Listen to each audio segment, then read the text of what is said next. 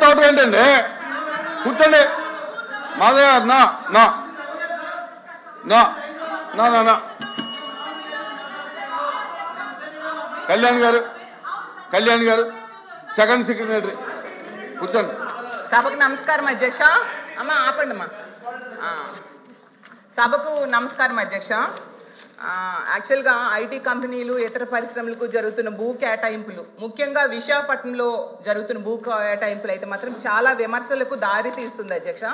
విశాఖపట్నం అనేది మన రాష్ట్రంలోనే కాదు, దేశంలోనే కాదు, ఆసియా ఖండంలోనే అత్యంత బాగా ఫాస్ట్గా డెవలప్ అవుతున్న సిటీ అధ్యక్ష. అక్కడ రూపాయికి కనీసం పప్పు బెల్లాలు రావు అధ్యక్ష, కనీసం శనగలు కూడా రావు అధ్యక్ష, రూపాయికి టీ కూడా వైజాగ్లో రాదు అధ్యక్ష. అలాంటిది వైజాగ్లో వందల వేల కోట్ల రూపాయల విలువైన భూముల్ని అయితే మాత్రం చాలా డెడ్ చీప్గా ఇచ్చేస్తూ ఉండే పరిస్థితి అయితే మనం చూస్తున్నాం అధ్యక్ష.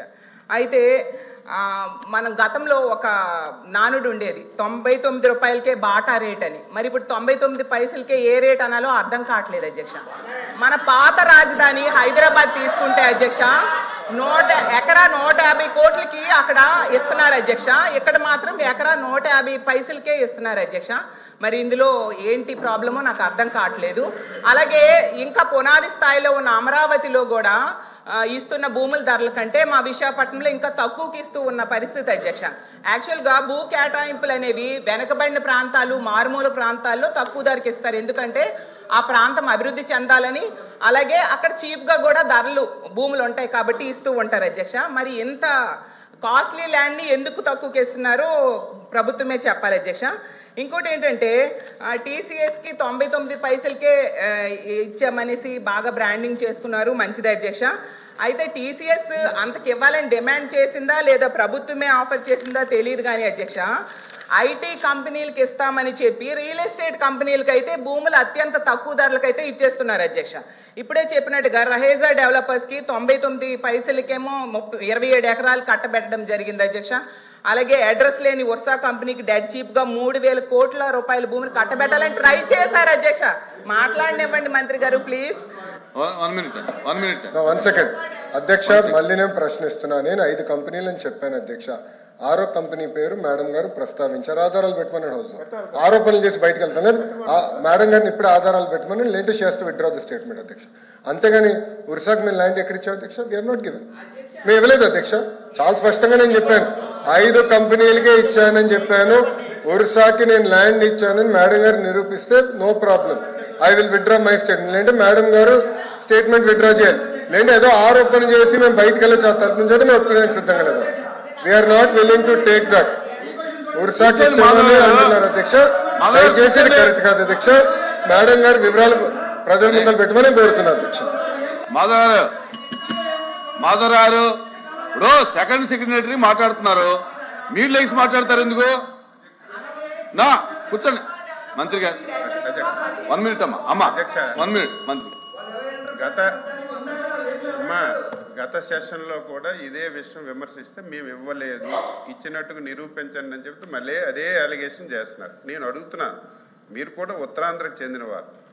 ఉత్తరాంధ్ర అనేది వెనకబడిన ప్రాంతం, ఎక్కడికి వెళ్ళినా సరే ఈ దేశంలో ప్రపంచంలో ఎక్కడ చూసినా సరే ఉత్తరాంధ్ర వాళ్ళు అక్కడ పనిచేస్తున్నారు అధ్యక్ష. మనకు అన్ని వనరులు ఉన్నాయి, ఉన్న వనరులు ఉపయోగించుకోకపోవడం వల్ల మన దగ్గర ఉన్నటువంటి చదువుకున్న యువకులందరూ ఉద్యోగాలు లేక నిరుద్యోగ సమస్యతో బాధపడుతుంటే ఈరోజు ప్రత్యేక మీకు ఒక చెప్పండి, నిరుద్యోగ యువకులకి ఉద్యోగాలు ఇవ్వాలనుకుంటున్నారో ఇవ్వకూడదు అనుకుంటున్నారో దానికి మీరు చెప్పండి. 99 పైసలకి మా చుట్టాలకు బంధువులకి ఇచ్చాం అధ్యక్ష. 99 పైసలకి ఇచ్చి ఈ భూమి ఇవ్వడం వల్ల అధ్యక్ష ఇప్పుడు ఆయన చెప్తున్నారు అధ్యక్ష, గొప్పగా చెప్తున్నాడు ఆయన. నిన్ననే బెంగళూరులో 20 ఎంత భూమి ఇచ్చారు, ఇన్ని ఉద్యోగులు గూగుల్ పెట్టారని చెప్తున్నారు. భూమి ఇస్తే వస్తారు అధ్యక్ష. ఒక ఉదాహరణ అధ్యక్ష, వెస్ట్ బెంగాల్ ఉంది అధ్యక్ష, మీరు అందరూ తెలుసు. వెస్ట్ బెంగాల్ ఆ రోజు భూమి ఇవ్వకపోవడం వల్ల అక్కడ ఉన్నటువంటి కంపెనీలన్నీ బయటకు వెళ్ళిపోయాయి అధ్యక్ష. ఈ రోజు గుజరాత్ బాగా అభివృద్ధి చెందుతుంది. కారణం ఏంటి? ఒకసారి గుజరాత్ చూడండి అధ్యక్ష, అక్కడ పెద్ద పెద్ద కంపెనీలు వచ్చాయంటే అక్కడ తక్కువ రేటుకి భూమి ఇవ్వడం వల్ల అక్కడికి వచ్చారు అధ్యక్ష. ఈ రోజు ఉత్తరాంధ్ర వెనకబడి ఉంది, ఆ ప్రాంతానికి ఎక్కువ మంది ఉపాధి కల్పాలి, ఉద్యోగాలు కావాలని దృష్టి పెట్టి పాలు ఏలు పెట్టుకుని పెడుతుంటే దాన్ని హర్షించవలసింది పోయి అభినందించవలసింది పోయి దాన్ని కూడా విమర్శిస్తున్నారు అధ్యక్ష. దీన్ని మీరు ఖండించాలి ఈరోజు స్పష్టంగా అధ్యక్ష లేని విషయాన్ని కూర్చోండి. ఇప్పుడు ఒక అలిగేషన్ చేశారు. కూర్చోండి. ఉషా వాళ్ళకి 99కి ఇచ్చారు, నిరూపించమనండి. చెప్పాలి కదా అధ్యక్ష. మీరు స్పష్టంగా ఫ్లోర్ ఆఫ్ ది హౌస్ లో చెప్పాం 5 కంపెనీలకే ఇచ్చామని చెప్పాం. ప్లీజ్ కళ్యాణ్ గారు. అధ్యక్ష ఒక్క నిమిషం. మేడం గారు సార్ అడిగారు. సార్ అడిగి ఇస్తానమ్మా, నేను ఇవ్వలేను, సార్ ఇవ్వాలి. 1 సెకండ్. మాధవ్ గారు మీకు వినేదానికి ఓపిక ఉంటే సమాధానం చెప్పేదానికి సిద్ధంగా ఉన్నాం. మీకు వినేదానికి ఓపిక లేకపోతే నేను సమాధానం చెప్పలేను. ఎందుకు అరుస్తున్నారు అధ్యక్ష? మైక్ మీరు ఇస్తారు, మాట్లాడచ్చు అధ్యక్ష. ఎందుకు అరుస్తున్నారో నాకు అర్థం అవట్లేదు అధ్యక్ష. దయచేసి కూర్చోండి, ఎందుకు కంగారు పెడుతున్నారు? ఒక్క నిమిషం, సమాధానం చెప్పమంటారా వద్దా? ప్లీజ్ ప్లీజ్ కూర్చోండి. మాధవ్ గారు మీరు అడిగిన ప్రశ్నకి సమాధానం చెప్పమంటారా వద్దా? ప్లీజ్ దయచేసి మెంబర్స్ కూర్చోండి. నేను సమాధానం చెప్పలేను సార్. రావులా కూర్చోండి, మీ సీట్లో కూర్చోండి. రావులా సార్ మళ్ళీ ప్లీజ్ నేను కూర్చోండి. ఇప్పుడు ఆయన ఒక ప్రశ్న అడిగారు అధ్యక్ష.